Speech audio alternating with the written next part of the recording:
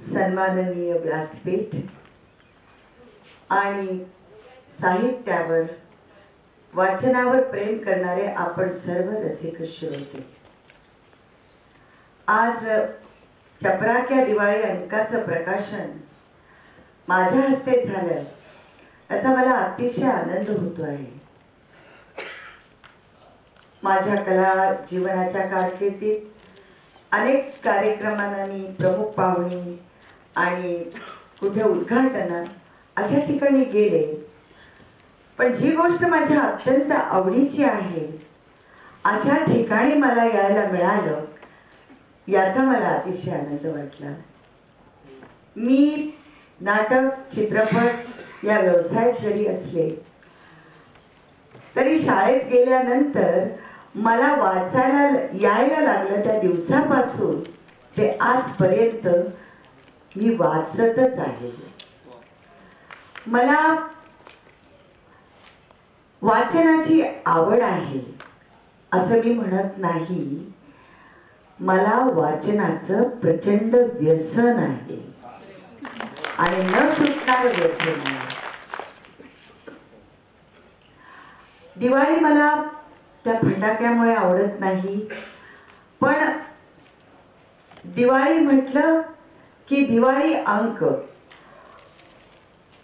काही वर्षापूर्वी माझ्या या वाचनाच्या आवडीबद्दल वृत्तपत्रात आलं होतं, तेव्हा ही नाटकात काम कधी करते, चित्रपटात काम कधी करते, शूटिंग कधी करते, प्रवास कधी करते आणि वाचते कधी. तर मी जे काय वाचले ते मी ज्यांनी प्रश्न विचारलाय त्यांना सांगायची की मी हा अमुक अमुक वाचलेला आहे. आणि ज्याची आवड असते त्यासाठी वेळ मिळतोच. मी आजही रात्री 3:30 पर्यंत वाचत असते.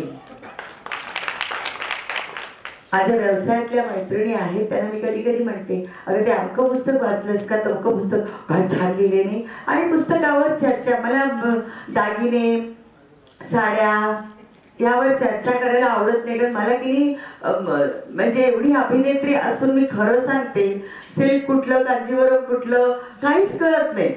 चांगलं दिसते ती साडी नेसायची, पण पुस्तकांच्यावर चर्चा करायला आजही माझ्या घरामध्ये दाखवायला म्हणजे वाचनाची आवड असलेली मंडळी जर आली तर मी त्या मंडळींना दाखवायला असं साड्या दागिने नाहीत, पण मी उत्तम उत्तम आणि खूप 100 वर्षापूर्वीची पुस्तकं जतन करून ठेवलेली आहेत.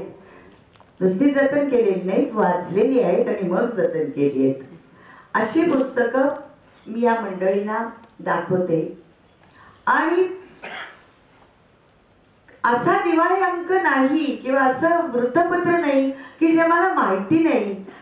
आणि त्यात मुंबई इकडे तिकडे फिरण्यामुळे असे कदाचित हे चपराक ज्यावेळी मला माझ्या वाचनात आलं, आणि त्याचं कारण म्हणजे माझे भाऊ अशोक जाधव आणि त्यांच्या पत्नी सुवर्णा जाधव पुण्यात माझ्या जवळ राहतात आणि त्यांनी मला हे चपराक काढून दिलं. म्हणजे असेल ठेवून घेतलं मी. आणि एक दिवस मी ते चपराक एक गावात होते आणि बघितलं, आणि ह्या आपले घनश्याम पाटील यांचा अग्रलेख, त्यांचे लेख आणि विलक्षण, म्हणजे मी वाचत असताना ते म्हणजे गुंगून गेले.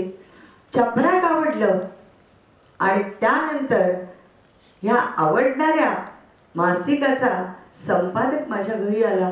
मला वाटलं की काहीतरी जरा असे एवढंच लहान हे संपादक ते प्रभात यांच्याबद्दल आणि नेमाडे वगैरे यांच्याबद्दलचे काय खणखणीत पद्धतीने त्यांनी जे लिहिलं होतं आणि कुणालाही न दुखवता, ओरखडा न करता आणि आपल्याला काय म्हणायचे ते ठामपणानं मांडणारे हे एवढासा.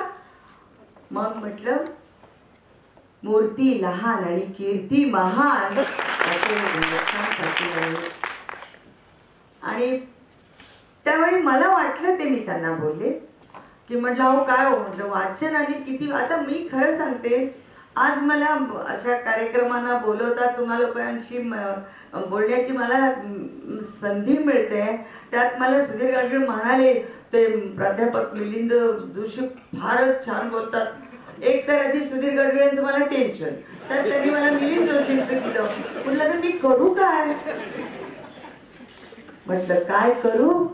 आयुष्यभर वाचत आलीस, त्यांचंच वाचत आलीस, तर त्यांचंच तुला त्या प्रेक्षकांसमोर फेकता नाही कळणार. तर ह्याच मंडळींनी इतकं जीवन समृद्ध केलेलं आहे शूटिंगच्या काळामध्ये. एकतर छान लिहिणारे आपले घनश्याम पाटील, पण आमच्या नाटकाच्या वेळच्या दौऱ्यात तो मराठवाडा समता संपत नसायचा प्रवास, त्यावेळच्या त्या बंद पडणाऱ्या गाड्या, उन्हाळा, आणि कधीतरी पोचायचं. मग तो प्रयोग जिद्दीनं आणि चांगलाच करायचा, रसिक प्रेक्षकांनी पुन्हा पुन्हा बोलवलं पाहिजे म्हणून. अशा वेळी मला जिवंत ठेवलं असेल आणि ताजं तवानं ठेवलं असेल तर ते पुस्तकांनी. निरुत्साही कधी केलं नाही. आज जे मी बोलते ते तेच बोलते, त्यातच बोलते.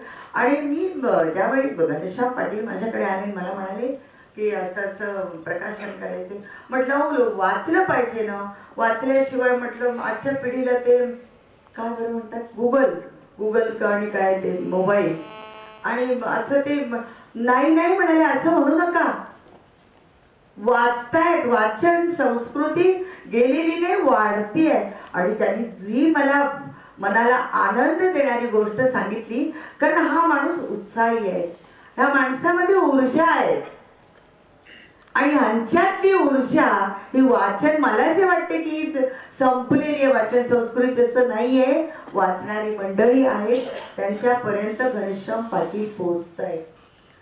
मला गेल्या वर्षीचा दिवाळी अंक त्यांनी वाचायला दिला, आणि हा मला काय लहान मुलं कशी म्हणजे लहान मुलं म्हणजे 2-3 वर्षाची, हॅपी बर्थडेला काही त्यांना चॉकलेट वगैरे असं आणून दिलं की आई त्यांना सांगते पाहुणे जाईपर्यंत नमस्कार करायचा, जाईपर्यंत उघडायचं नाही. त्यांनी दिलेलं, पण त्यांनी ते हातात बॉक्स घेतला की त्यांना असं वाटतं कधी जातील आणि आपण कधी उघडून बघू. मला अंक पुस्तक मिळालं ना की मला सारखं असं वाटतं की आता कधी वाचायला मिळेल. अशी चपराक दिवाळी अंकाच्या बद्दल माझ्या मनामध्ये उत्सुकता आहे. आधीचा मी दिवाळी अंक पाहिलेला आहे, वाचलेला पण आहे. 3-4 दिवसापूर्वीच मला आणून दिला. निश्चित हा अंक करणेशी अतिरथी महारथी मंडळी आणि माझी आवडती लेखक मंडळी त्यामध्ये आहेत. वैविध्य अंकाचं आहे. फक्त जे पाहिले त्याबद्दलच बोलते की अभिनेत्रीचं मुखपृष्ठ न छापता एक कल्पक आणि सुंदर मुखपृष्ठ या चपराक दिवाळी अंकाचे आहे. इतक्या मुखपृष्ठाने तितकं मोहून घेतले तर आत्मजकूर निश्चितच सुंदर असणार आहे. तो अंक वाचायला मी उत्सुक झालेली आहे, आणि माझी भूक वाचनाची फार मोठी आहे. ती भूक भागेल असा हा चपराचा दिवाळी अंक आहे. आणि मला तर असं वाटतं की बहुतेक पुस्तकांची जशी आवृत्ती काढतात ना, तशी ह्या दिवाळी अंकाचीही आवृत्ती काढली जाईल. एवढ्याशा दिसणाऱ्या या घनश्याम पाटलांची जिद्द, आवेश खूपच महान आहे. मी फक्त वयानच मोठी आहे म्हणून त्यांना शुभेच्छा देते, आशीर्वाद देते. 14वा अंक आहे. तारुण्याकडे जात आहेत ही मंडळ, म्हणजे हा अंक 15, 16, 17, 18 तर अशी जोरातच त्यांची वाटचाल ह्या अंकाची आणि त्यांची चालू राहील याबद्दल मला खात्री आहे. पुन्हा एकदा त्यांना, त्यांच्या सर्व ग्रुपला, त्या शुभांगी माझ्याकडे आल्या होत्या त्यांना आणि इतर सर्व त्यांच्याबरोबर जे सहकारी त्यांचे आहेत त्या सगळ्यांना मी हार्दिक शुभेच्छा देते. दिवाळीचा इतका चांगला अंक आम्हाला वाचायला दिलात याबद्दल त्यांचे मी मनपूर्वक आभार मानते. आणि ही दिवाळी उत्तम माझी जाणाऱ्या आपल्याही सर्वांची आणि या मंडळींची उत्तम दिवाळी, चपराकचा दिवाळी अंक वाचून अत्यंत छान झाली अशी सदिच्छा व्यक्त करते आणि ठेवते.